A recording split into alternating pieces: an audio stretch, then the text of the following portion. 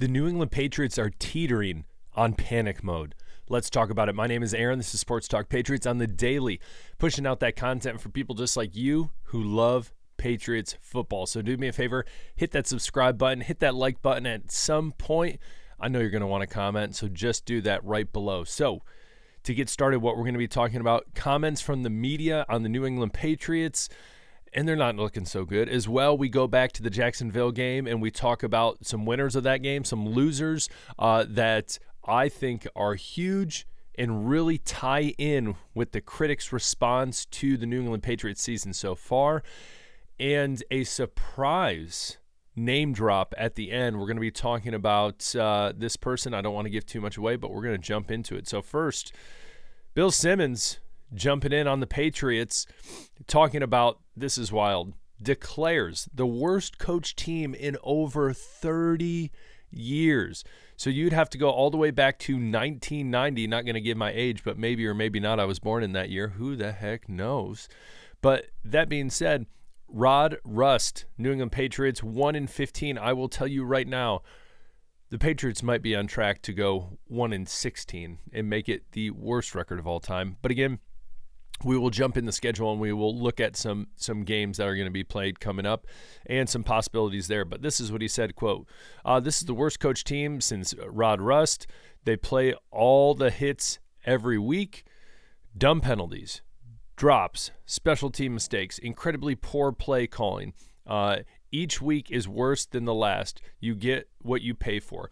And I will say this.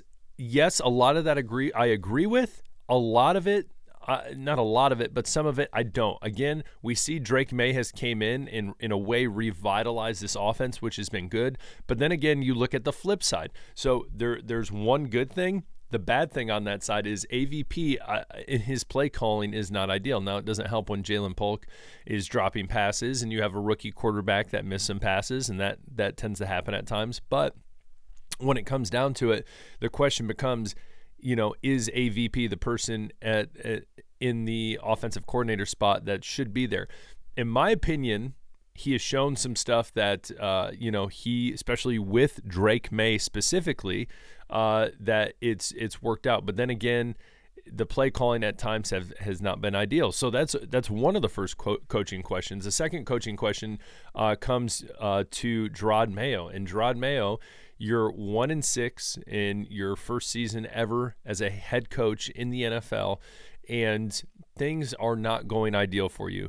You started a veteran quarterback. He went down the tubes. Your offense looked like trash. Defense actually looked somewhat all right. And then it's almost flipped a little bit in a way. The offense has looked a little better. The defense has looked rough. Now, granted, the past 2 weeks, the defense has gone up against teams that have pretty solid offenses. Even though Jacksonville is now 2-5, that offense is much better than they're billed to be based on their record. But you look at it, then you have these internal issues where earlier in the season they were talking about there was a toxic environment in the locker room, and then we got these social media posts that we talked about yesterday. So the question becomes is, how long will the Patriots organization cater to Gerard Mayo and keep him in and say, well, he's a first-year coach and all these different things? I honestly believe they'll give him a year. But if it only gets worse and they come out with one win, and that one win is literally the very first game of the season, that seems so long ago, I would not be surprised if they tried to make moves quickly, and we're going to jump into that at the end. And this is, again, all speculation, but again, I think it's a possibility. Now we jump into the schedule, and you see next week against the Jets. Now, I'm not saying the Jets are good because I don't think they are. What's wild is you can get tickets right now for $68. If you've wanted to go to a Patriots game and they've always been too expensive, now is the year to go. Now is the year to go. You can say, hey, I was a true, remember in 2024, 25, when they were just absolute dog water, they were trash. But I was a true fan. I went to a lot of those games. All right, here's your chance. So they play the Jets. Tickets as low as $68. I bet you can move up anytime you want from where the nosebleed section. But anyways, Jets, we know they've made some moves with Reddick, with Adams, and so Again, I don't think the Jets are that bad. I think they have the Patriots number, so we'll see. But again, it's the NFL. You never know. Titans is one game that I think the Patriots could win, especially now they have Mason Rudolph at quarterback, so we'll see what happens. The Bears, there's a stretch right here where if the Patriots could actually come out. Now you're like, Aaron, what the heck? You were just dogging on them. Now you're sitting here saying, hey, you never know. But honestly, in this 6 game stretch until the bye week in week 14, I wouldn't be surprised if they could sneak out at least one win, if not two. Again, I don't necessarily see it happening, but you have in this right here a lot of teams that have big-time injuries, a lot of teams that just look weak and aren't playing to their full capacity. Again, they could easily turn around. It's the NFL season. It's a long season, which is awesome. I like, unless your team is playing awful. I'm not going to say any names. But anyways, after that, you have the Cardinals. Cardinals haven't looked great, and then the big question is Bills. What's the end of season Bills going to look like? My guess is they're going to look pretty good. And then the Chargers. That might be the cherry on the top. If you want to go see a game where they win, I think it could be that Chargers game at the end of the year in new head coach Jim Harbaugh. I want to call him San Diego. I know it's Los Angeles. It's just there's no Los Angeles football fans. That's such a transient city. They're all from everywhere else anyways. So that being said, you look at the schedule. Is there possibilities of wins? Yes, but worst case scenario, if it starts going down in a downward spiral and the Titanic is sinking, what is going to happen? And so we'll jump into that actually we'll do it right now. If that's the case, and it comes to the end of the season and they let go of Gerard Mayo, I think the perfect candidate, and I think the candidate that should have been picked the first time, was Mike Vrabel. Mike Vrabel went to the Tennessee Titans. At the time when he was hired, it was a awful franchise, and turned that franchise around, brought him to an AFC championship, losing to the Chiefs. But again, he has shown bright sides. In my opinion, it was wild that the Titans fired him. Again, I know that they had some offensive woes, but looking at that team, it was extremely better than it had been. And I'm going to say this: when you look at a team like that, moving on from a coach that quick, in my opinion, is pretty wild. Especially showing that he has proved that he can make the playoffs. He can make a deep run. They can make a deep run.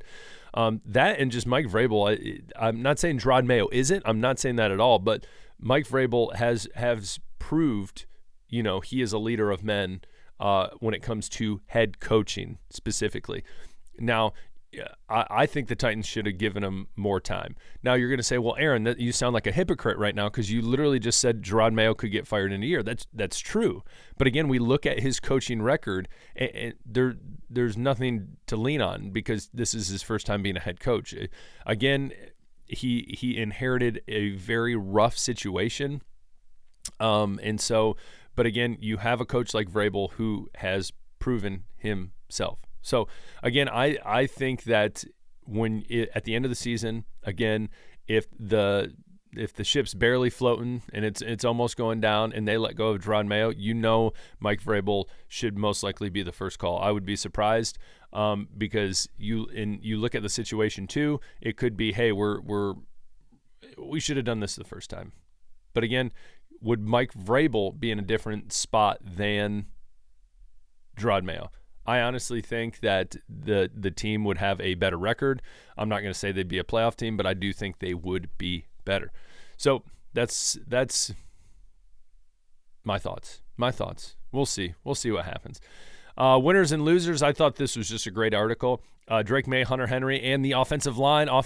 Tip your hats to the offensive line, being winners. They did a pretty good job. Again, we go back to head coaching. Losers, Gerard Mayo, looking rough, going downhill.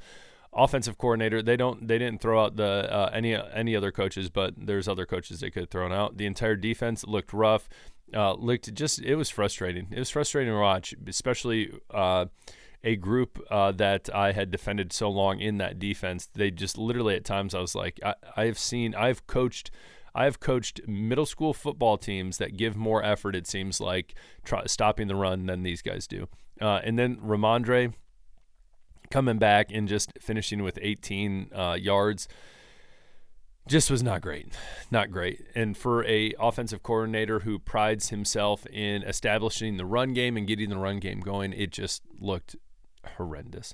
Again, I think the Titans' idea was, hey, we're going to stop the run. We'll let you throw the ball, and I think that worked for them.